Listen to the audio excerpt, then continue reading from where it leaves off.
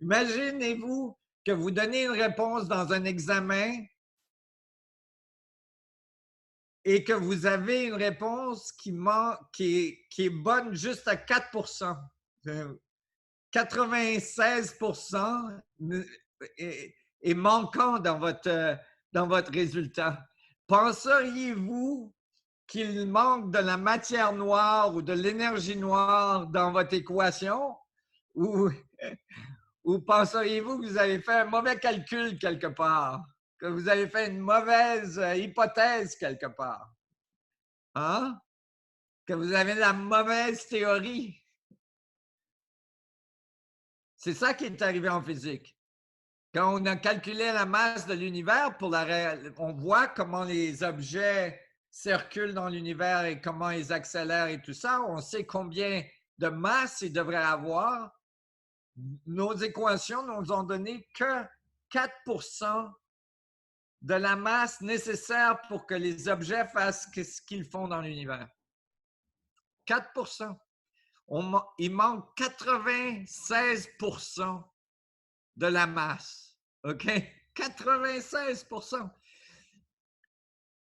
La première hypothèse que je ferais, c'est qu'il y a quelque chose qui ne fonctionne pas dans mon équation.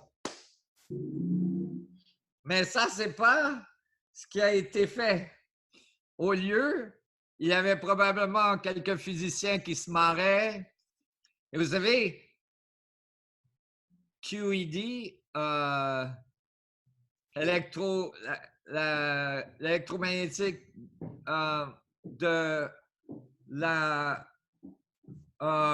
électrodynamique quantique. L'électrodynamique quantique, en fait, c'est des physiciens qui se marraient et qui ont mis ça ensemble en se marrant. Ils pensaient, il n'y a personne qui va prendre cette théorie. Mais ça a passé. Et 56 ans plus tard, c'est encore là. Et c'est un peu la même chose avec l'énergie noire et la matière noire. Tu sais, des physiciens qui se marraient dans un bar, ils se sont dit, ah oui, on va inventer de la matière noire et de l'énergie noire, on va foutre ça là-dedans. Et là, on met exactement ce qu'on a besoin pour la masse pour compléter l'équation. Et là, on dit, waouh, nos équations sont tellement précises. Ils donnent la bonne masse pour l'univers. Si on rajoute l'énergie noire et la matière noire,